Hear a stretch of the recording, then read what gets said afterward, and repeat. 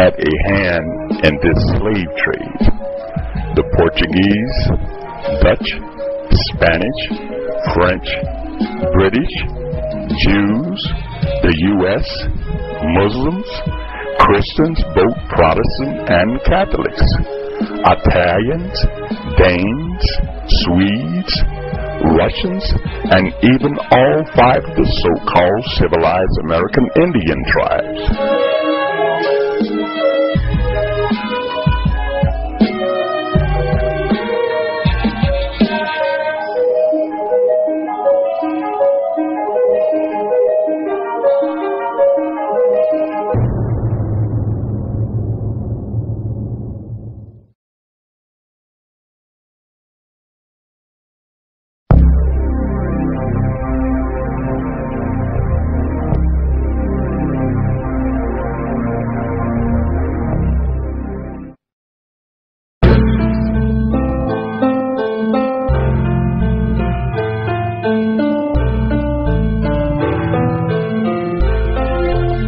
Slavery, Jim Crow, discrimination, racism, police brutality, lynchings, poverty, ghettos.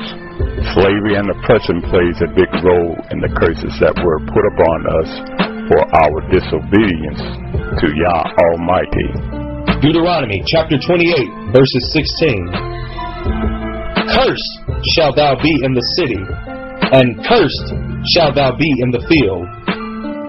The majority of the so-called African Americans live in the inner city of the United States. These inner cities are referred to as ghettos or slums. The condition in many of the ghettos are so bad that they easily could be mistaken for any war-torn country.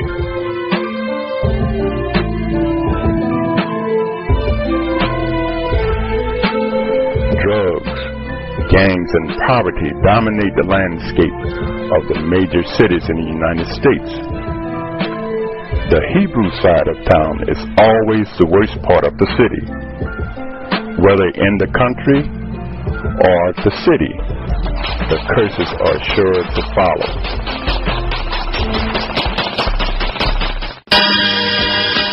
It's your boy, it's Kiat, it's Israelites music. Take when I walk around the hood and show you how the curses all over my people, man. Come on home with me, where the blocks are messed up, crack streets, cops are messed up, crack fiends, cops arrest us, no probable cause, man, they like to test us. Come home with me, where people look like each other, they don't care, man, they fight each other, over bright G colors, Crips and Bloods, yo, they smite each other, over flags, they don't like each other. Come on home with me. The store right here, this is the store where they used to sell cocaine out the back of it. I never used to see Gentiles when I was a little kid, but when you see Gentiles, you know something bad happening if they're not cops. You know, it was like, many people got gunned down in there, and this store has been condemned for over 15 years. They cannot even open it up because people keep getting killed in there. So I'm saying? Hey, and then right across the street right here is another one. Some people I know that got killed on this avenue right here, these 3 blocks, Kirk Avenue.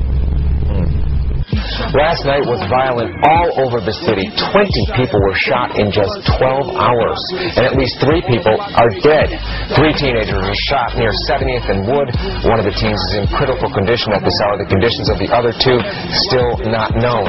And at least 14 other people were shot elsewhere in the city. To the liquor store, get drunk and it's worse. They slump, no idea that it's cursed. Come on home with me, where we can get garbage for cheap. We don't care, cause that's all we eat. Chinese food everywhere as far as the eyes can see. Chinese is all about greed. Come on home with me. So where the doors hang off the hinges, drunk parents, man, they hang off of bitches. Kids scattered around, look at you like this ain't your business. No wonder why I hang on my fringes. Come on home with me.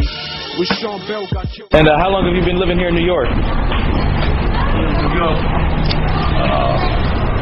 15 years, but I was born and raised in Chicago. Well, I came with my grandmother. Right. She passed away, so I wasn't on the lease. Right. So I had to get off the lease, so I had to leave. Right. And then 4 months later, I lost my leg. Okay. So I ran 4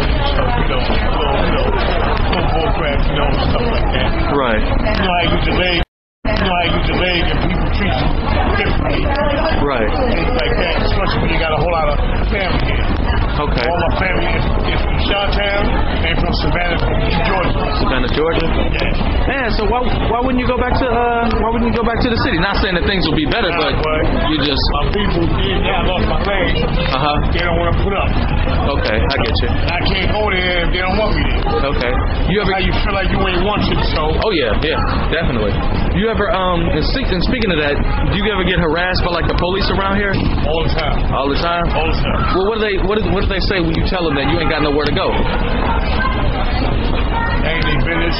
Do you know why we're in the situations that we are in? Because you're black, for one. And for two, what I know is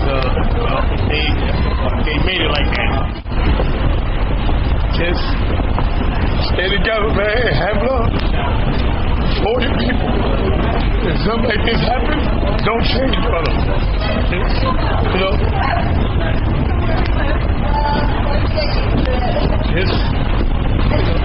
Just love your kind, B. They don't change, B. That's all. You keep your heart and keep what you're doing. Keep love for everybody. You know? As long as you love you, B. All right. Thank you. Well, I'm a security guard. I mean, I work in a homeless shelter. What group of people do you mostly work with? Hebrews. It's not like a movie, because you know you see movies with Gentile security guards. It's kind of like a fantasy, because I've never seen that in my life. It's really Israelites. Most of them are Israelites that I work with. Maybe just one or two that are not. But for the most part, it's just all Hebrews.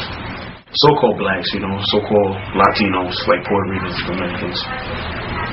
What group of people do you see most at your job environment, as far as residents and, you know, kids and stuff like that? If I give a percentage, I'm going to say 98% Hebrews. Wow.